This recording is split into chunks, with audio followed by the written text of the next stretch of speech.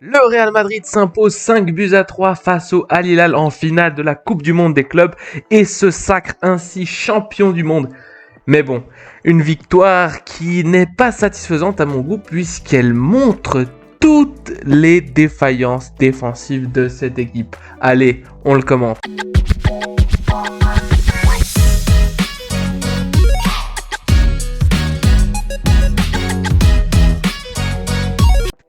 Avant de parler des erreurs défensives du Real Madrid, on va revenir sur les meilleures actions du match. Vous avez à l'affiche le 11 initial ainsi que les buteurs et le moment où ils ont marqué. En ce qui concerne les actions de jeu, en fait, le Al Hilal a tout d'abord, en tout cas dans les 35 premières minutes, misé beaucoup sur des ballons en profondeur pour des courses de Marega, un attaquant physique et rapide qui a d'ailleurs su profiter à certains moments de ces deux aspects pour marquer.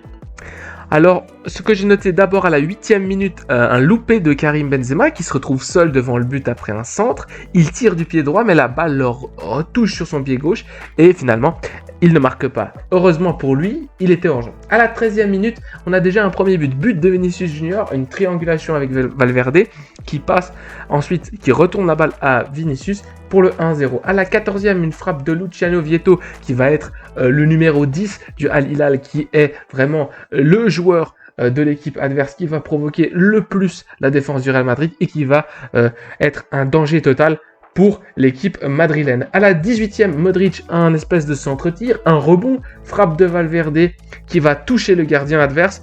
Ça va être 2-0, donc un peu fautif le gardien, mais aussi un très bon placement de Valverde. Le Real Madrid a eu plusieurs occasions durant les 25e premières minutes, mais à la 26e, une énième course de Moussa Marega, après un contre très bien mené de l'équipe du Al Hilal, qui va ensuite finir sur une frappe puissante qui va fusiller le gardien Lunin. Donc en gros, il a pris la profondeur Marega sur une très bonne passe. Et grâce à sa puissance physique, et sa vitesse, va réussir à marquer.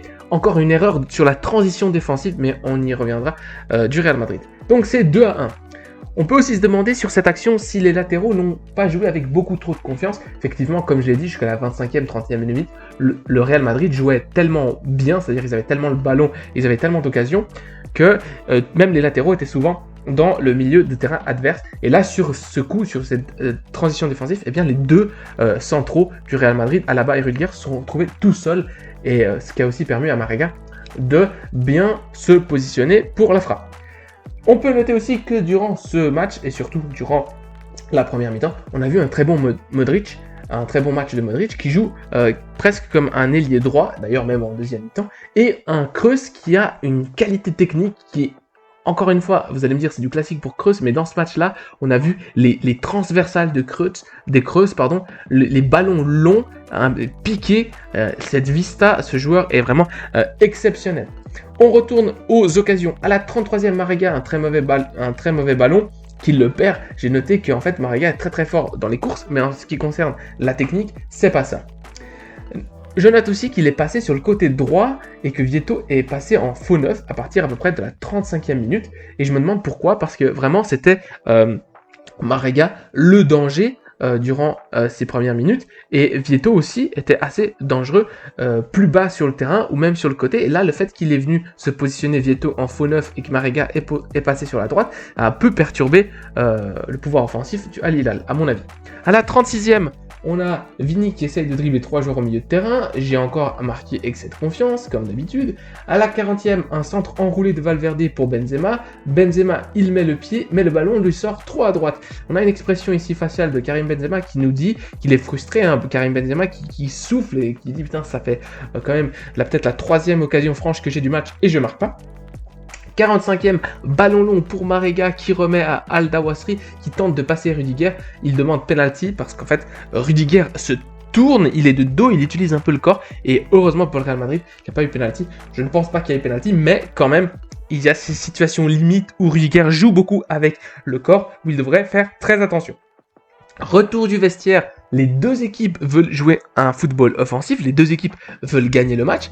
À la 48e minute, on a une sortie de ballon très propre du Al Hilal qui va en quelques touches de balle vraiment faire des petits lobes, des balles piquées, qui va très bien s'en sortir et qui va pousser en contre pour arriver finalement à perdre le ballon plus tard. Mais j'ai noté que cette cette séquence de jeu, parce que si vous voulez regarder le match à la 48e, vraiment, on voit que le Al Hilal n'était pas une petite équipe, mais une équipe vraiment avec des joueurs techniques qui pouvaient sortir et regarder le Real Madrid face à face sans avoir peur. À la 54e minute, 1-2 entre Vini et Camavinga, puis passe de l'extérieur au centre pour Benzema, qui cette fois est clutch et marque 3-1 pour le Real Madrid. À la 57e minute, c'est Valverde qui va faire une combinaison avec Carvajal qui redonne à Valverde, et c'est déjà 4 buts pour le Real Madrid, 4-1. À la 64e minute, le Al Hilal va réduire le score avec une percée de Vieto, une espèce de balle piquée dans le dos de la défense, qui va ensuite être récupérée par Vieto, qui va exécuter un très beau but puisqu'il va justement lui aussi piquer le ballon juste au-dessus des jambes du gardien Lunin. Et encore une fois, on notera le retard de Rudiger. À la 69e minute, Vini tente le dribble vers l'intérieur pour Ceballos. Ceballos ne touche presque pas la balle, il la laisse en fait comme si Vinicius avait fait une espèce d'auto grand pont. Le ballon va lui retourner donc à Vinicius, et Vinicius enroule sa frappe. Là, c'est 5 buts à 2 puisque, comme j'ai dit, le Al Hilal avait justement marqué par Vieto, réduit le score juste avant. Donc 5-2. 79e minute, Camavinga perd la balle, Rudiger est dépassé. Un centre, l'attaquant, et je crois que c'est Michael l'attaquant, se retourne sur Nacho, et il lui fait ce qu'il veut. Bref, un Real Madrid qui à partir de la 75e minute était dans une position un petit peu bizarre, puisqu'on va en parler juste après, il y a eu des changements moyens, et donc 5-3. 5-3, on peut croire à la frayeur, puisque quand même l'autre équipe a marqué 3 buts, ils arrivent à revenir. Mais bon, on est déjà à la 79e minute, donc ça va être difficile. À la 80e, confusion dans la défense du Real Madrid, de nouveau. Et là, Marega se retrouve tout seul, mais vraiment tout seul. Et il loupe, mais d'une manière... Waouh, c'était quand même... On pourrait se dire, est-ce qu'il est payé? Parce que là, il était tout seul. Et s'il l'avait marqué, eh bien, c'était 5-4. Malheureusement, pour son équipe, il ne marquera pas. À la 83e déjà, avec Asensio sur le terrain, une bonne frappe... du Mallorquin sur son côté droit, il enroule du gauche et un arrêt du gardien. Bon, on sait que c'est le seul truc qu'il sait faire Asensio, mais c'était quand même bien tenté. Je noterai à la fin qu'il a eu plusieurs occasions de chaque côté, mais des mini-occasions, et quand même 7 minutes de temps additionnel, ce qui a énervé un tout petit peu Carlo Ancelotti. À la 92e, j'ai marqué un fait, une anecdote assez marrante, c'est que Alaba était passé sur la gauche et Alaba faisait des passements de jambes, donc il s'était amusé à faire des passements de jambes dans la surface de réparation adverse. Donc on peut se demander si Alaba n'est pas le joueur le plus complet du monde, puisqu'Alaba peut jouer latéral gauche, central, 10 et numéro 9. Allez, c'était tout pour les actions. Maintenant, on va voir un tout petit peu mon opinion concernant Ancelotti et surtout ce qu'il a fait après la 70e minute à peu près, et comment le Real Madrid aurait pu perdre en fait, tellement il a été fébrile défensivement. Je commencerai cette section par vous présenter les changements qu'a opéré Carlo Ancelotti. Alors, à la 62e, Ceballos rentre pour Tchouaméni et Rodrigo rentre pour Karim Benzema.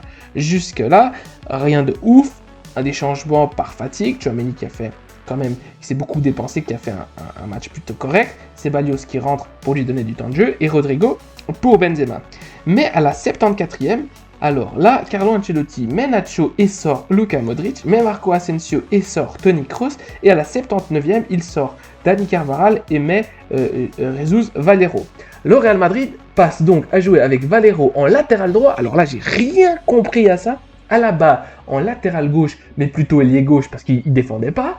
Camavinga qui rentre, donc qui est là, il n'est plus latéral gauche, mais il joue sur la gauche quand même, mais au milieu de terrain. Ceballos qui fait la transition en box-to-box. Valverde qui a dû reculer pour laisser Asensio prendre l'aile droite. Rodrigo qui joue en faux neuf, mais pas vraiment parce qu'il n'a pas l'espace et il joue plutôt sur le côté de Vinicius Junior. Donc là, le Real Madrid qui, durant les 15-10 dernières minutes, ou même 20 avec la prolongation, jouait avec l'effectif que vous voyez affiché. Alors le Real Madrid s'est fait peur parce que le Real Madrid, avec Valero à droite sur le terrain et Rudiger qui faisait un match pourri, eh bien, aurait pu, comme je l'ai dit avant, sur une occasion de Marega, voir le score réduire à 5-4, et à 5-4, c'est plus la même histoire, avec 7 minutes de temps additionnel, l'équipe adverse peut pousser, l'équipe adverse peut vous surprendre. Donc, what the fuck, Carlo, pourquoi Valero à droite? Qu'est-ce qui t'a pris? Alors peut-être qu'il s'est dit, on a déjà gagné le match, donc autant faire jouer Valero et lui donner des temps de jeu parce que c'est quand même un garçon sympa et qui joue jamais.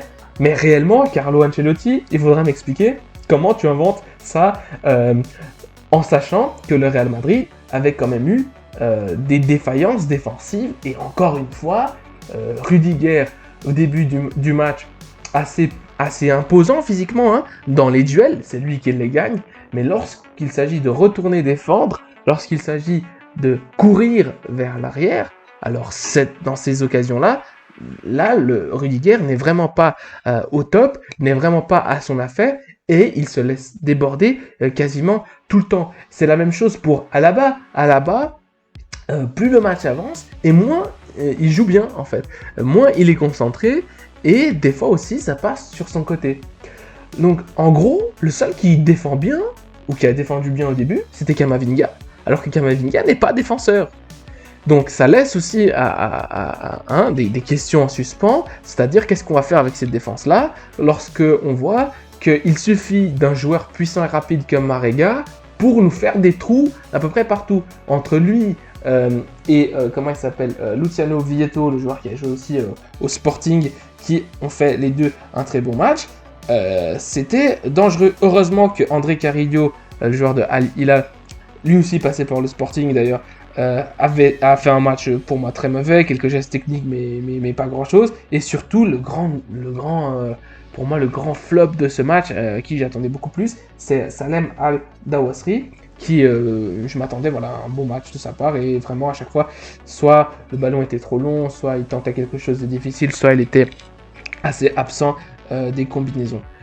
Donc c'est pas ouf en termes de constat, c'est-à-dire qu'on a gagné, oui, on a mérité gagner, oui, on a eu 35 millions d'occasions, mais lorsqu'on voit les problèmes défensifs, et lorsqu'on voit, ok, Carlo Ancelotti, tu vas chercher sur le banc quelqu'un, et tu mets Valero, c'est vraiment pas le joueur qui peut t'apporter de la confiance en termes défensifs.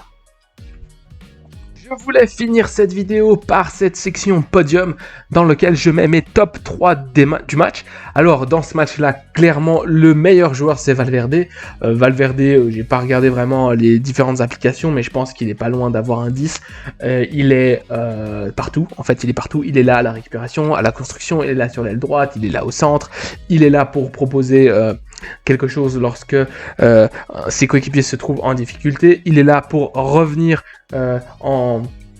revenir aider pour le pressing. Il est partout, c'est une machine de guerre. En plus il a mis un doublé, donc si je me trompe pas, oui il a mis un doublé, 2 buts pour lui.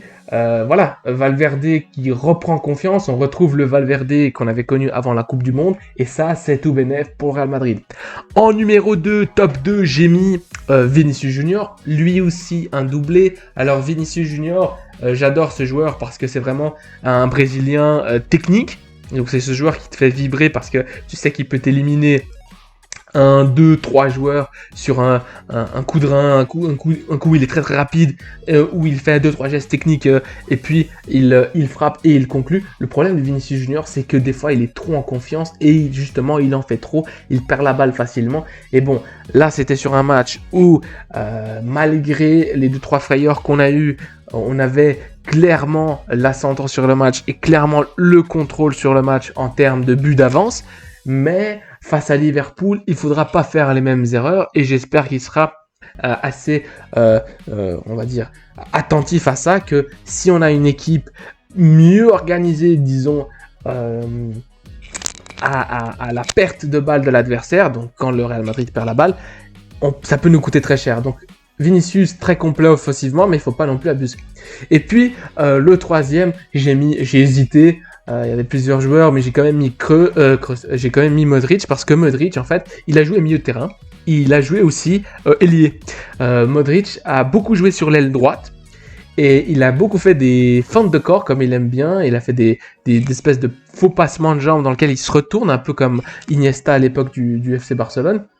Et c'est de lui qu'est venu aussi le danger, beaucoup avec des centres, soit des centres en retrait, soit des centres au deuxième poteau, soit des extérieurs du pied, soit il revenait combiné avec les autres milieux de terrain. Donc Modric aussi un match très très complet. Il faut pas oublier que Modric n'est pas tout jeune et que lorsqu'il joue, on dirait qu'il a 25 ans. C'est vraiment une bête de joueur. Donc finalement, victoire du Real Madrid, champion du monde des clubs. Ça va faire du bien cette victoire.